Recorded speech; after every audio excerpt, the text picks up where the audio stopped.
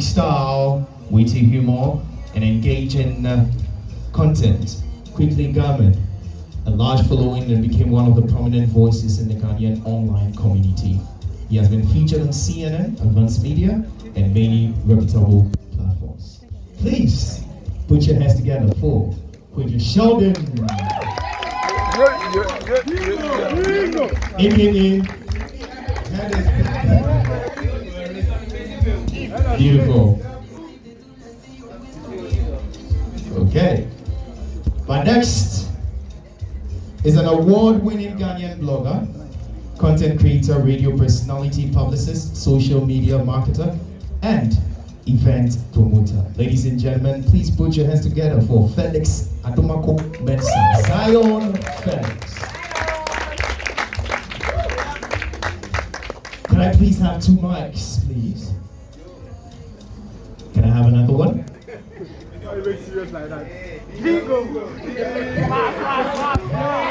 You look serious, eh? All right.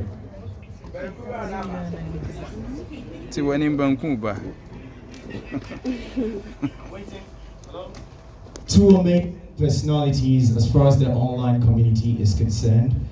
These are amazing personalities, personally for me, because when I was starting, on radio and TV, they were there, they saw it all and all. So it's just refreshing to have them one-on-one right here to, discuss so many things. But Sheldon, congratulations, are we invited?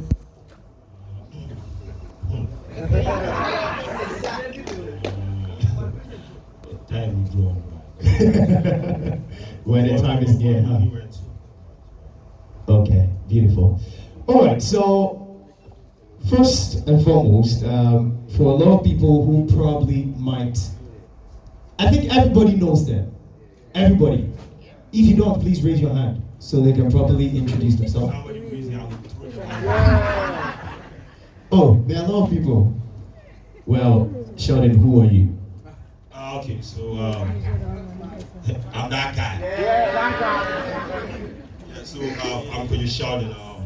I'm the founder of Sheldon Studios. We are into the creation of new media content for new media platforms.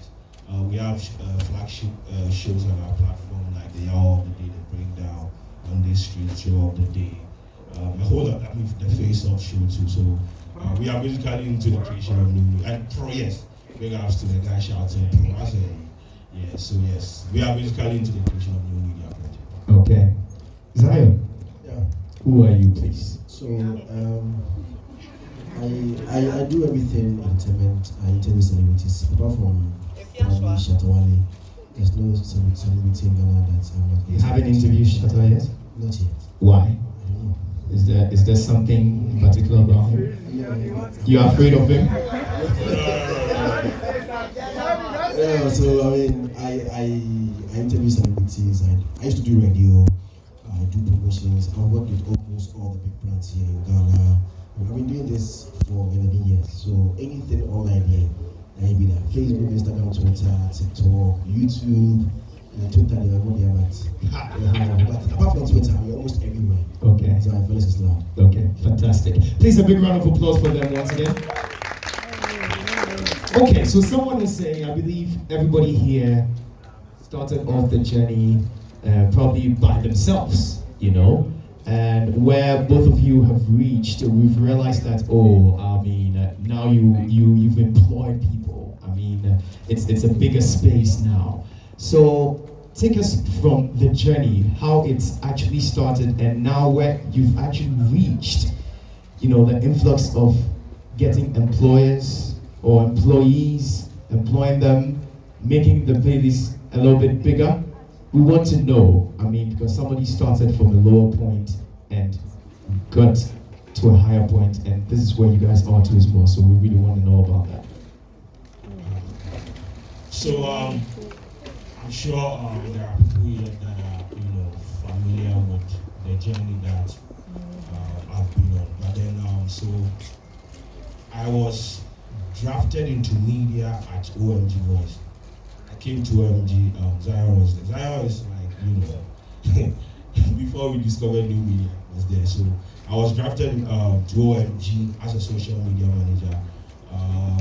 I transitioned from a social media manager to content creator on that platform. Then at some point, I decided to leave to go and create my own platform and put out content. That is my original content. So my background has always been media. I did my service with the Great Media Group.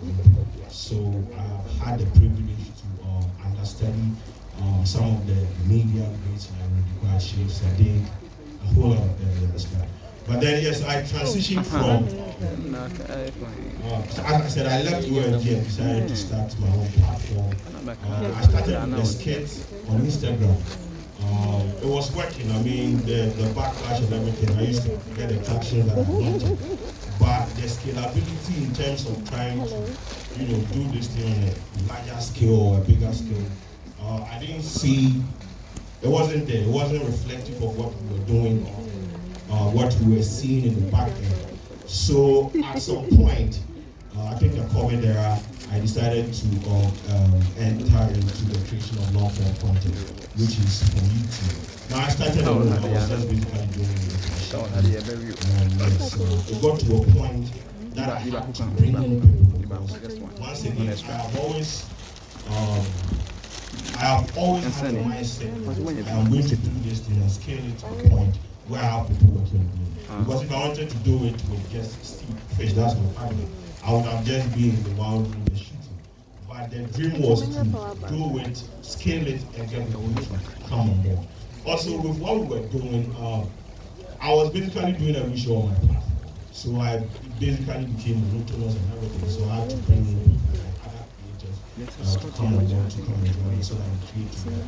So that is how we transitioned from creating skits to the, it used to be Kwadwo Sheldon Do, Kwadwo Sheldon Studios. Because right now we have about 15 people that we work with, and we have about 4 creators that are partnered with that I work with. So that has practically or basically been a journey for me. Oh yeah, yes, nothing will come. Akeja. So how boy yeah, so that has been my story. Okay, Zion, what about you? Okay, so somewhere 2012 after high school, I completed 2011. 2012, I entered a cafe which was managed by Big Bash, who is Stronger. So I told him that let's just create a blog as a channel. One day inside, I just love entertainment. And firstly for me, if I love something, I do it. So I just entered his cafe, opened a free blog, and I was just copying and pasting content from the OMG. I mean, I've been there since Christ was born, so I had copying content from him. So OMG Ghana saw me, and the Papacy saw me, asked me to call Kwadwo, who was his partner in America. So I called Kwadwo, they put me on board OMG Ghana, and then I started going for events for OMG because I love the job. So I could write like 10 stories in a day. And yes, I was the thing is that I love it. So when I moved to Accra, I came to school, I was gone. And they started sending me to events. So go to VGMAs, go to Cannabis Nigeria, go to this and that. So those people started noticing me. And I got to a point when OMG Ghana was migrating to OMGvoice.com. When Shelby came in, they asked me to leave because then they had created a website for me too. I asked them to create ZionFriends.com for me. So it was almost like the same content I was publishing on ZionFriends.com and I was also pushing on OMG. So they asked me to focus on mine because it had grown and they wanted me to take it a step higher. So I went there, but I always tell people that they can't work with somebody forever. And how you guys separate is very, very important. We separated on a good note. I think like 3 years ago or some years ago, Pamsi came back to me and I should advertise his company for him. And he asked me how much I was going to charge. I'm like, you took me from nowhere. You nurtured me to be who I am. Then charge fine. So I left OMG, focused on my website, ZionFriends.com.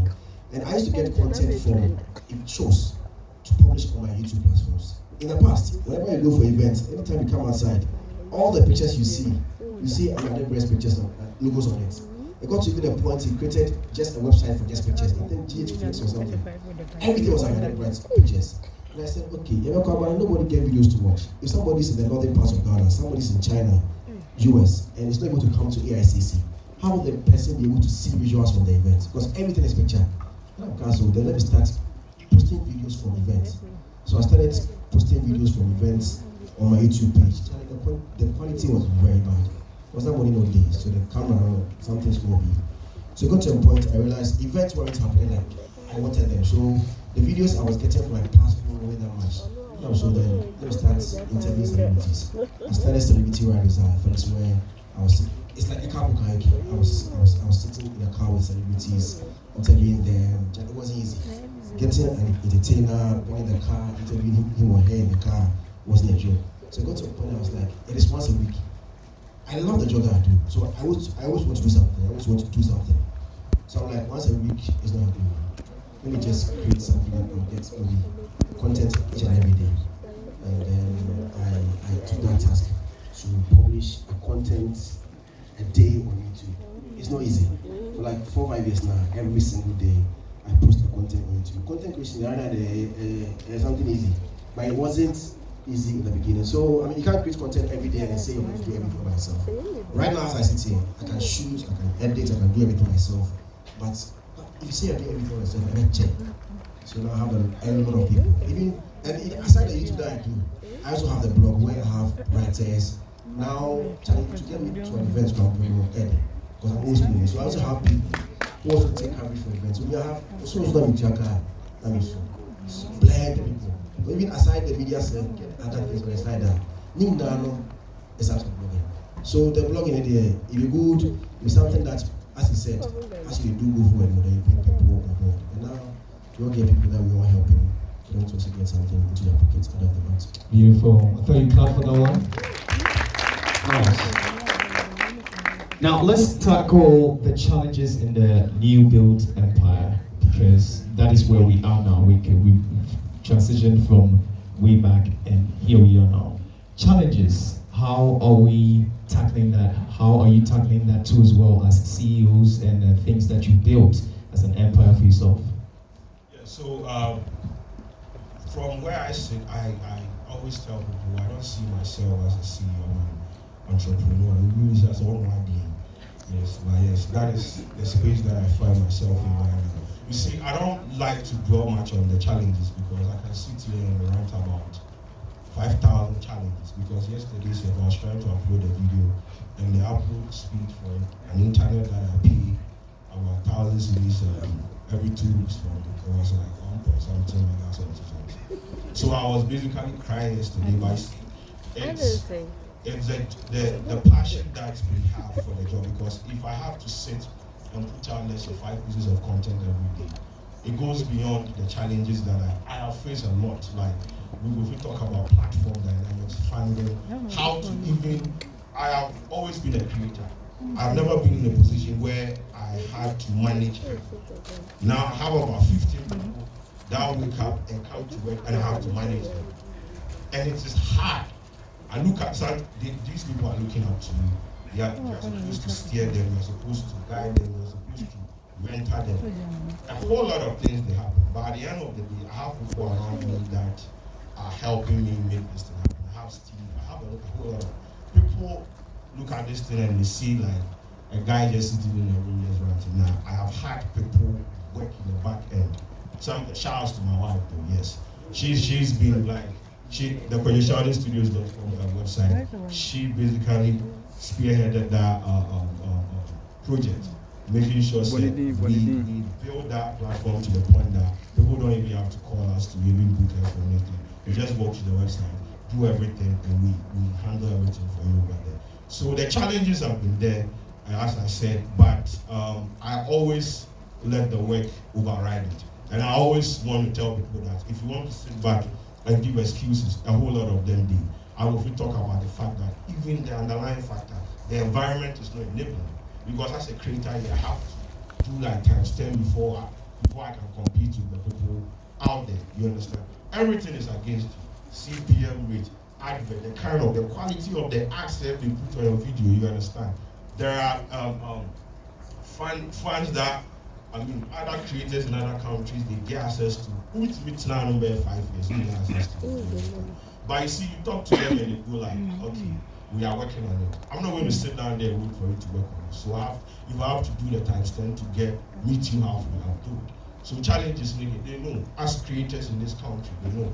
That is why when the Deputy Minister for Tourism came out to say that they were going to tax content creators, I was like, man, these people, they don't know what is happening, because you as a creative minister, what part have you done in your power to make sure that we have like enabling environment as creators to operate? You have done zero thing. The thing that you don't give us money, the platform that gives us money, because you have seen that there is an opportunity for you to tax. And I'm not against that. You want to just delve into that and just do that. What have you done to empower any creative in this country?